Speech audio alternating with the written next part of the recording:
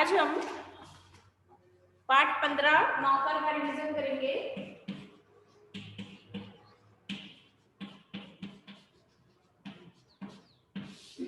Lesson का सार मैं आपको बताऊंगी, है ना। समरी हम उसकी पढ़ेंगे और क्वेश्चन आंसर हम एक बार डिस्कस करेंगे, ठीक है। अपना ऑडियो आप लोग ऑफ रखेंगे, नहीं तो मुझे यहाँ से आपको ऑफ करना पड़ेगा। मैं कर ही देती हूँ, नहीं तो बहुत से बच्चे तो ऑन ही रखते हैं। Good morning. Good morning, good morning all of you, good morning.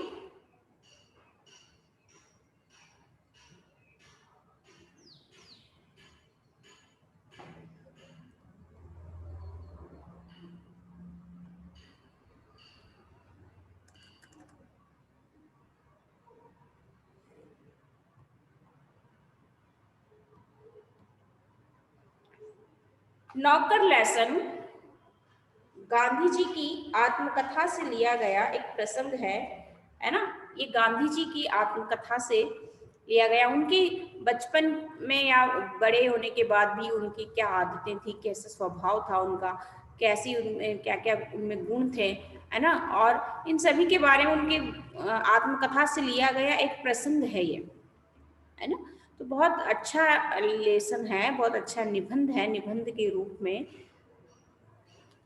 अनुबंधोपाध्याय द्वारा लिखा गया यह निबंध है, जिसमें गांधी जी नौकरों के प्रति अपनी क्या भावना रखते थे और नौकरों के साथ उनका क्या व्यवहार होता था, वे स्वयं क्या क्या कार्य करते थे, इन सभी के बारे में बताया है। यह पाठ अनुबंधोपाध्याय द्वारा रचित निबंध है। गांधी जी नौकर का काम खुद से करते थे। आश्रम में गांधी जी आटा चक्की पर स्वयं पीसते थे। उन्हें बाहरी लोगों के सामने भी शारीरिक मेहनत करने में शर्म अनुभव नहीं होती थी। हम सभी जानते हैं गांधी जी के बारे में कि गांधी जी अपना काम स्वयं करते थे, है ना। यहाँ तक कि वे चरखा चलाकर मतलब अपना कपास का पौधा वे लगाते थे, कपास लगाते थे और वहाँ से रुई लेकर, रुई से वे धागा बनाते चरखे के द्वारा, और धागे से फिर वे अपना पहनने का कपड़ा भी खुद तैयार करते थे, है ना। तो गांधी जी अपना काम स्वयं करते थे। उन्हें किसी भी तरह का कार्य करने में कोई शर्म महसूस नहीं होती थी। एक बार कॉलेज के कुछ छात्र गांधी जी से मिलने आए और उनसे कुछ सेवा करने के लिए कहने लगे। गांधी जी ने उन छात्रों को भी गेहूं साफ करने को दिया। गांधी जी उस समय गेहूं बीन रहे थे, है ना। और वे तो समझ रहे थे कि ये बहुत मतलब हम थोड़ा अंग्रेजी में बोलेंगे करेंगे तो गांधी जी हमको उस हिसाब से कोई काम देंगे। तो गांधी जी की सेवा के हिसाब से उन्होंने कहा कि हमें भी कोई काम दे दीजिए। तो गांधी जी ने उनके मन की बात को जान लिया और उन्होंने उन्हें गेहूं साफ करने के लिए दे दिए। वे 1 घंटे में ही इस कार्य को करने से थक गए और गांधी जी से विदा लेकर चले गए। गांधी जी ने कुछ वर्षों तक आश्रम में भंडार का काम भी संभाला था। भंडार यानी कि जो सामग्री आती थी आश्रम में, उस सामग्री का पूरा ध्यान रखना, है ना, और खाना वाना कैसे बनवाना, वो सब जिम्मेदारी उन्होंने संभाली थी। उन्हें सब्जी, फल और अनाज के पौष्टिक गुणों का ज्ञान था। गांधी जी आश्रम वासियों को स्वयं भोजन परोसते थे, जिस कारण उन लोगों को बेस्वाद उबली हुई सब्जियां बिना शिकायत किए खानी पड़ती थी। उन्हें चमकते हुए बर्तन पसंद थे।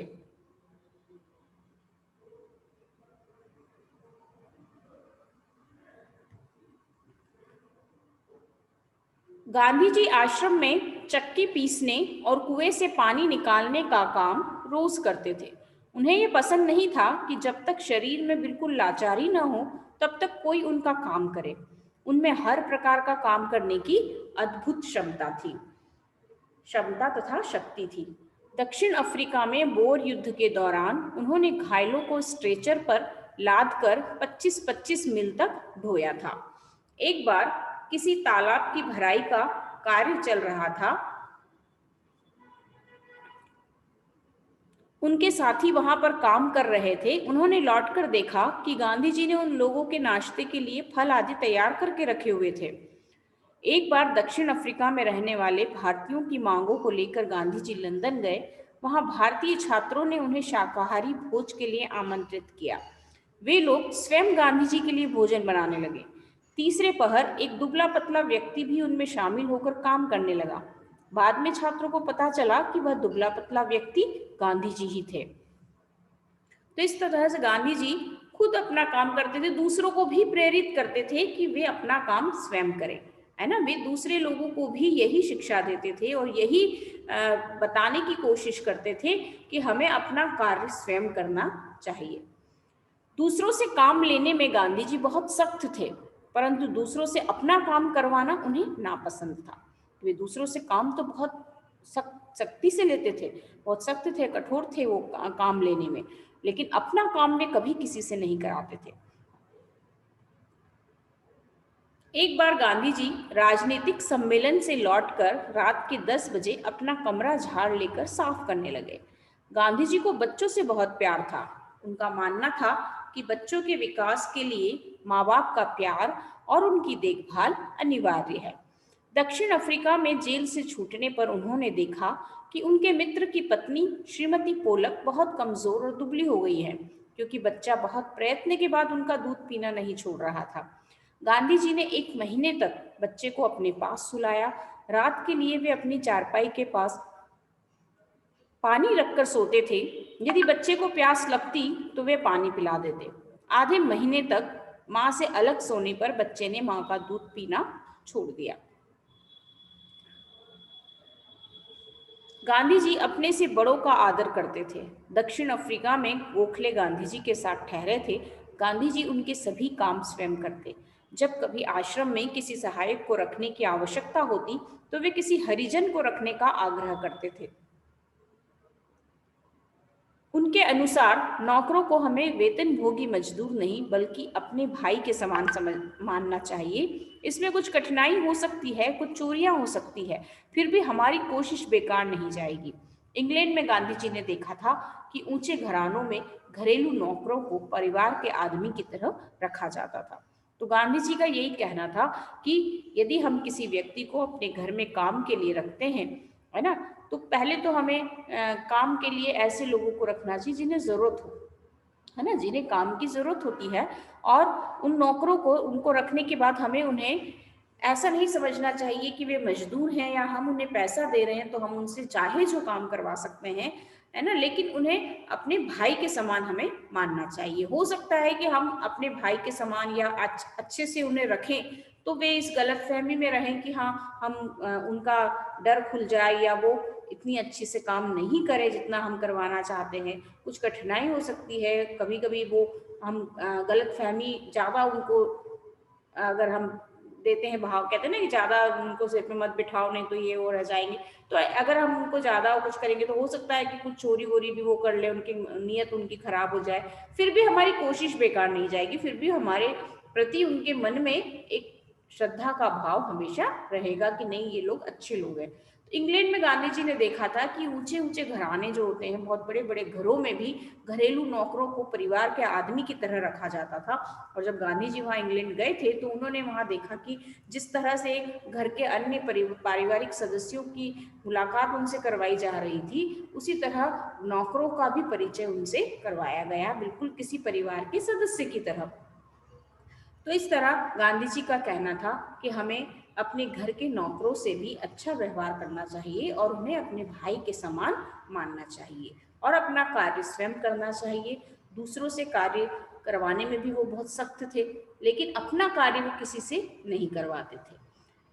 तो यही शिक्षा और एक प्रेरणादायी निबंध है जिससे हमें गांधी जी के जीवन से बहुत कुछ सीखने को मिलता है। इसके क्वेश्चन आंसर भी मैं आपको शेयर कर रही हूँ, ठीक है। क्वेश्चन आंसर भी आप देख लीजिए इसके।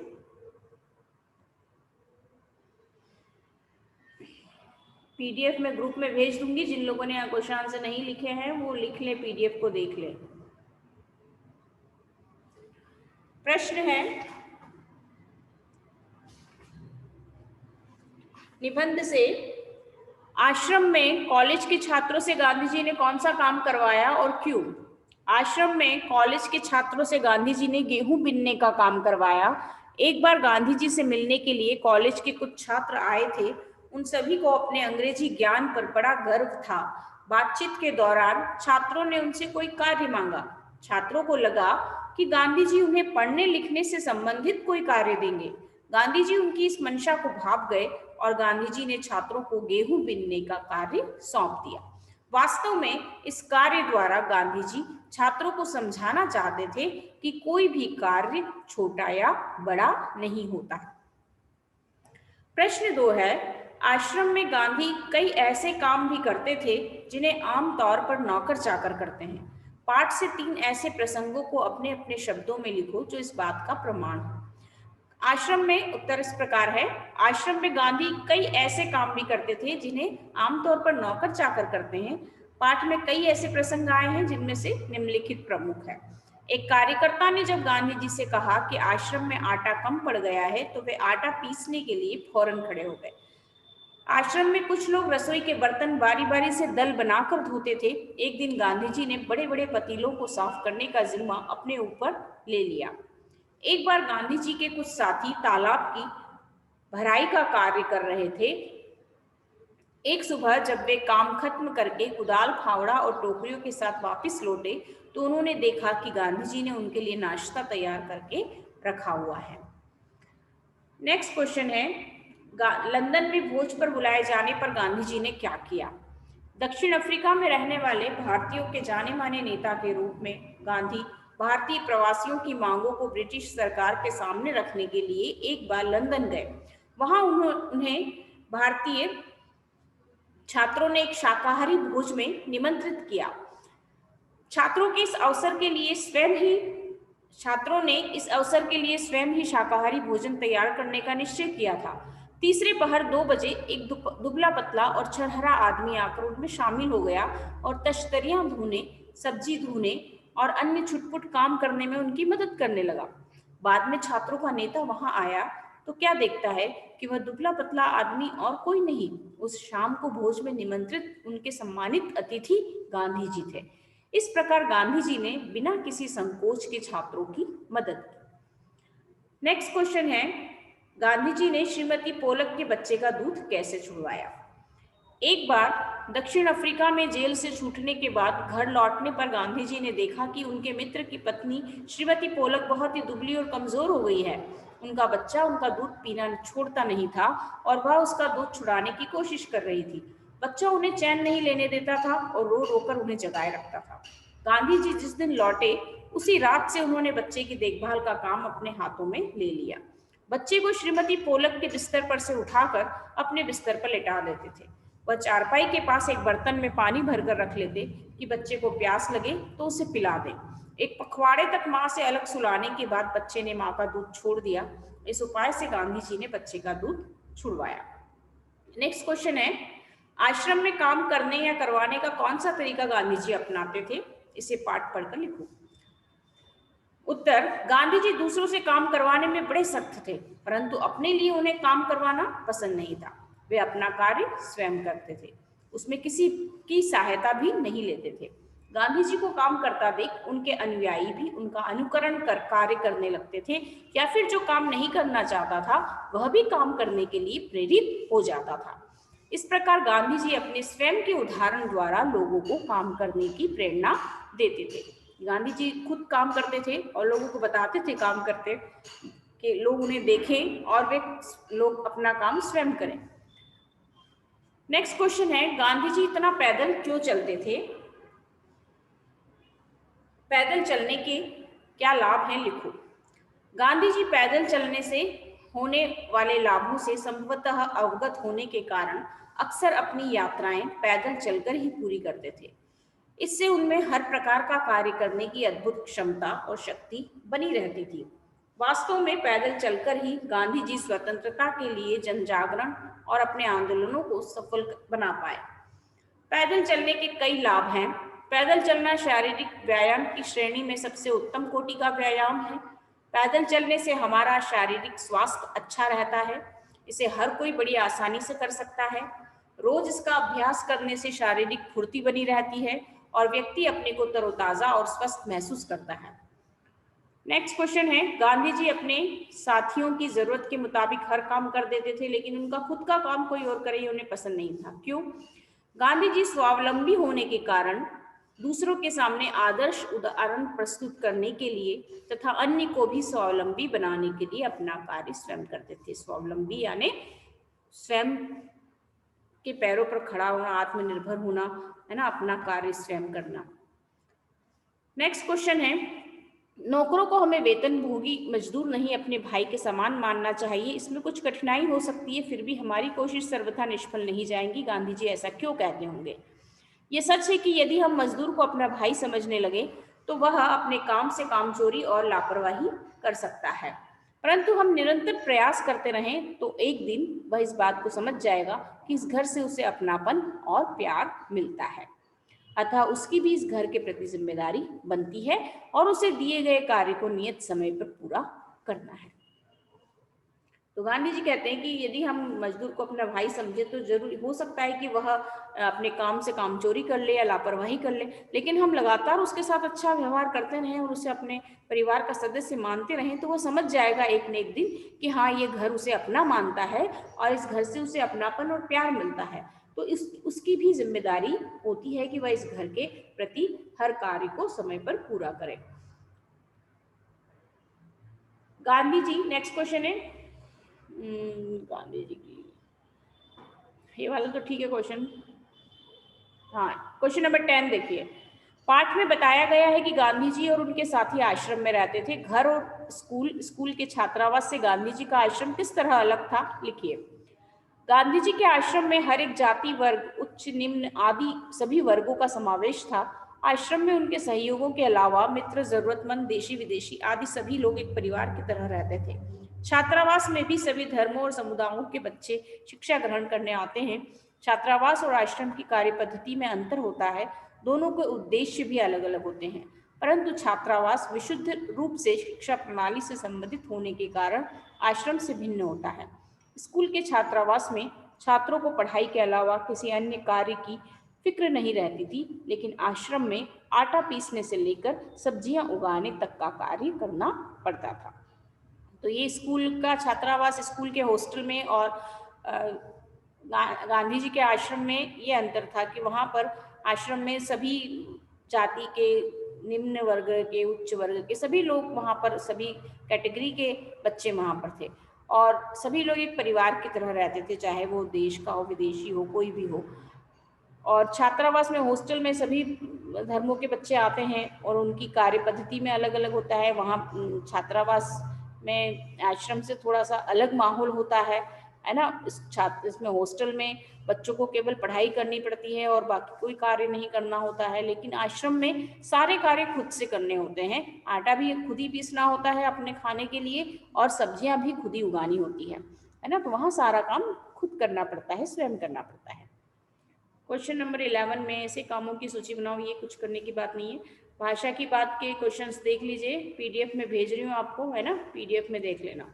इसके बाद एक्स्ट्रा क्वेश्चन और है इसके, वो भी देख लीजिए।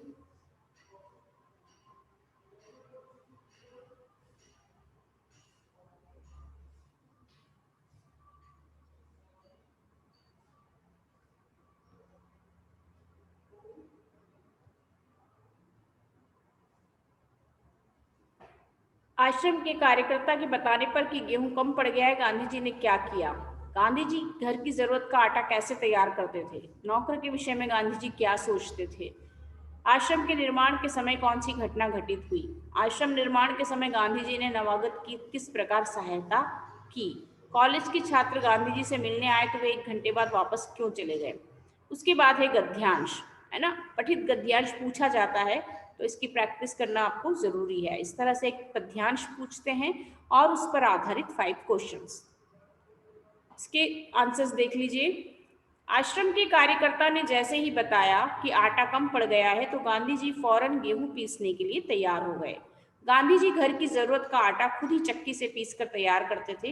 वे महीन आटा पीसते थे, महीन यानी बारीक। तीसरा क्वेश्चन है, नौकरों के विषय में गांधी जी क्या सोचते थे? तो नौकरों के विषय में गांधी जी का मानना था कि हमें नौकरों को अपने भाई के समान समझना चाहिए। न कि वेतनभोगी मजदूर के समान। हो सकता है कि इसमें हमें कुछ कठिनाई हो, फिर भी हमारा प्रयास निष्फल नहीं होगा। गांधी जी कभी किसी नौकर को नौकर के समान नहीं रखते थे। उनका मानना था कि नौकर भी इंसान है, इसलिए उन्हें यदि हम अपने समान मानेंगे तो वो अपना काम अधिक कुशलता से करेंगे।